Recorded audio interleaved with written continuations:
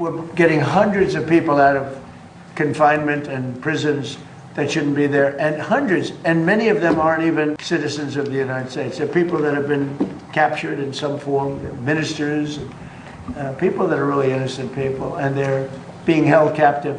And I bring up Jimmy Lai. Now, Jimmy Lai, he caused a lot of bedlam. I don't know. It's like saying to me, if Comey ever went to jail, would you let him out? It might be a hard one for me. Does that make sense? It might be a hard one to me, because he's a dirty cop. But Jimmy Lai isn't that way. Welcome to American News Network. This is Frankie Zaza coming to you, bringing you the latest news that affect Americans and America. First off, I'm watching this thing from James Comey, the guy that ran roughshod on the Trump campaign since 2015. The guy that's thrown people into jail unnecessarily. The guy is what we call a dirty cop. Now, if you work for the FBI or if you're just a local yahoo at some sheriff's department or a police department and you're dirty, it doesn't make any difference if you climb the ranks to FBI, whatever. Dirty cops are dirty cops. So I think it's so interesting when I see Caitlin Collins of CNN running cover for this guy as well. Let me get into it. And on that note, joining me now is the former FBI Director James Comey, whose new novel, Red Verdict, a legal thriller, is out today. But what did you make of the president, first off, comparing you there to this pro-democracy activist who's been jailed by, a Chinese authoritarian leader? But it confuses me because I thought Jimmy Lai was a hero. So it just tells me the guy is not okay, our president, and for some reason I'm burrowed into his head. He's tweeting about me when I'm sound asleep or truthing about me. I don't understand it and can't explain it. On this second indictment, what went through your head when you got word, I'm assuming from your attorneys, that you had been indicted a second time?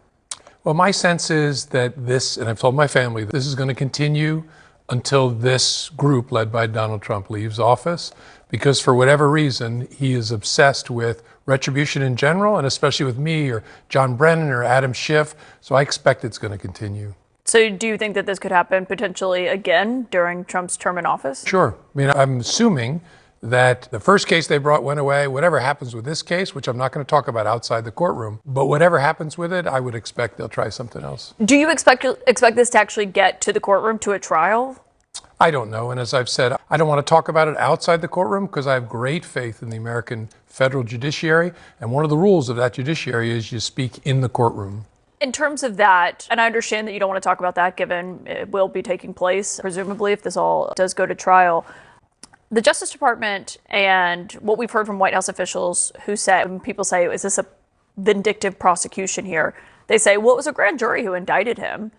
What would you say to that? Yeah, I don't really know enough to comment because grand jury proceedings are secret. We had some ability to look into the grand jury proceeding in the first case they brought. A magistrate judge pointed out misconduct there, but I'm not prepared to comment about anything in the North Carolina case. And so as this goes forward, you heard the president there when I was asking his view of your post and if he really thought his life was in danger. He invoked these mob movies, and he said, if you ever watch these mob movies, they always use the term 86, and that it means to kill them. I mean, you were actually someone who previously prosecuted the mob. Interesting, when you listen to police officers talk, they hide behind the safety of the veil that is what they call justice. They pretend like they're the arbiters of what is just and good in the world. It's so demeaning and it's so condescending for them to take a stance like this, the social position that they do. In fact, I always think of the Disney movie when I see Little John and Friar Tuck running through the forest and the sheriff that goes around robbing everybody, the one that's actually the one not trying to help, but the one that's hurting the community. That's how I think of these cops. Tell me what you think. What would you say about that? I'm sure it'll be important for people to actually do the research to see how it's been used and where it's been used. And I'll leave that to experts. And I'm pretty sure that fellow talking to you is not an expert. Of the mob or of this term? Well, he may know a lot about the mob, but about this particular term. What do you make of the acting Attorney General, Todd Blanchett, and how he's running the Justice Department from what you've seen since he's taken over after Pam Bondi was fired? Well, it appears that Pam Bondi's standards were too high, so it It's concerning that Pam Bondi struck me as someone who was looking to do the president's bidding. I hope that Todd Blanche can find, maybe in his memory of his time at the Southern District of New York, where I was a federal prosecutor, a remembrance of the standards and the norms that have made the Department of Justice special for a long time. Most prominent among them, not being a political force. Is that what you see playing out right now? In the targeting of the president's enemies and going after John Brennan and calling for the incarceration of Hillary Clinton and Barack Obama, it doesn't get more vindictive and political than that. I would hope the Department of Justice would resist that, but they don't have a great track record so far. What do you make of the Justice Department this time around and this second Trump term compared to the president's first term, when you were still serving, obviously, in the beginning of that? Yeah, they're managing to make Bill Barr look principled, and good for him. I would like to see him speak out more to explain why he stood for the things he stood for. It appears now it's operating as an adjunct of the president's vengeance. Look at Comey. Is he just the craziest guy? He just projects on all levels. It's so crazy. And then there's Caitlin Collins running cover for him. It's beyond me. But pay attention. See if you disagree with me, leave a comment. I would love to hear what you have to say about this. But here's a dirty cop on display. I mean, they actually have a banner from the Justice Department hanging up that Pam Bondi installed of the president's face. I mean, there's others at the Labor Department, but typically with the Justice Department, there is that line of independence.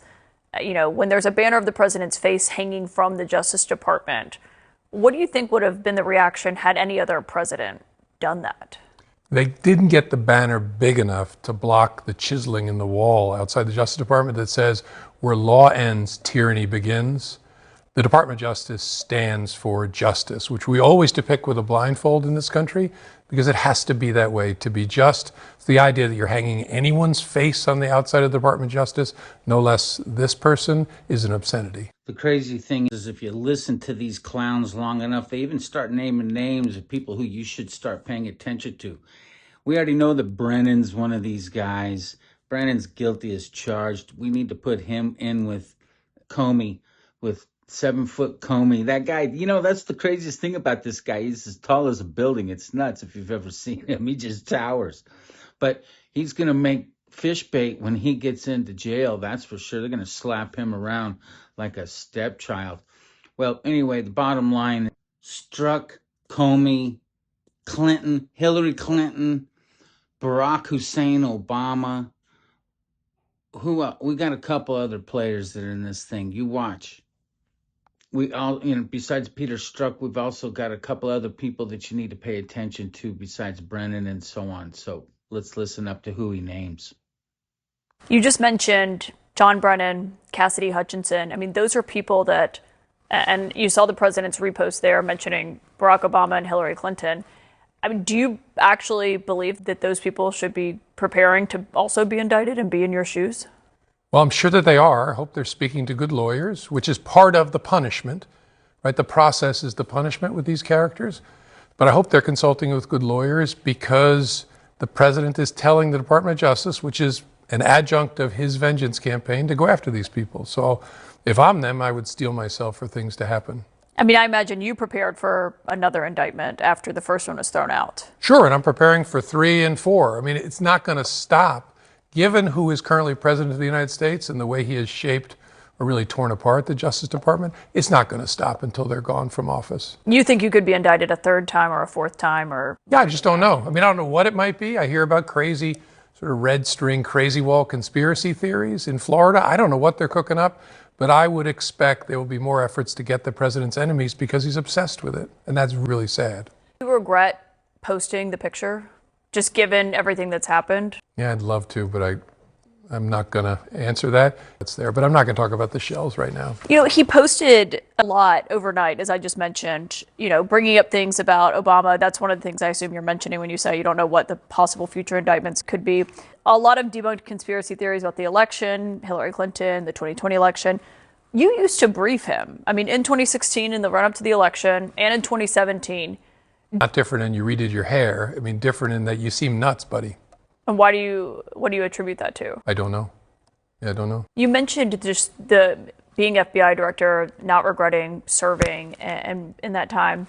The former president, Barack Obama, actually, we don't hear from him that often on stuff like this. He actually weighed in last week on the Justice Department and the institution as a whole last week and said this. The idea is that the Attorney General is the people's lawyer. It's not the president's consigliere. There's a bunch of stuff that, we can overcome. We can't overcome the politicization of the criminal justice system, the awesome power of the state.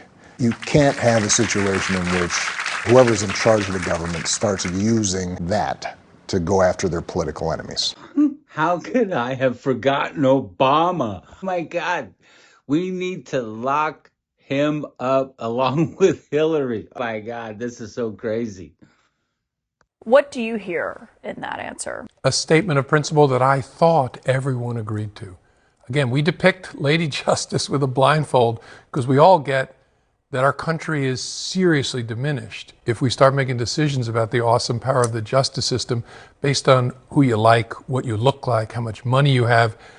For very principled and practical reasons, the whole system doesn't work. And I would expect Republicans, I know there's a lot trapped in the cult of MAGA, to step back and say, whoa, what if that shoe was on the other foot? How would that be? It would be awful, no matter who's being targeted. What would you, if someone might hear that, I can hear a Trump attorney now saying, well, they did go after him, when he was out of office, and they did indict him. What would you say to that defense? Take a step back and look at the cases, look at the work they did. And remember this, the Biden Justice Department indicted the president's son. Can you imagine that happening today? Honestly, while you're shaving MAGA supporter in the mirror, look in the mirror and say, could that happen today? And the answer is no, which is a really bad thing. Okay, thanks for watching. Thanks for taking some time for our particularly interesting video and commentary from, which I thought was actually a very good report with Comey and with this gal from CNN, that really hot looking girl. Well, anyway, great interview. Loved it. Leave me a comment. Let me know what you thought about this. Caitlin Collins, she's hot, but man, I'll tell you, she's as stiff as a board. Have a great day.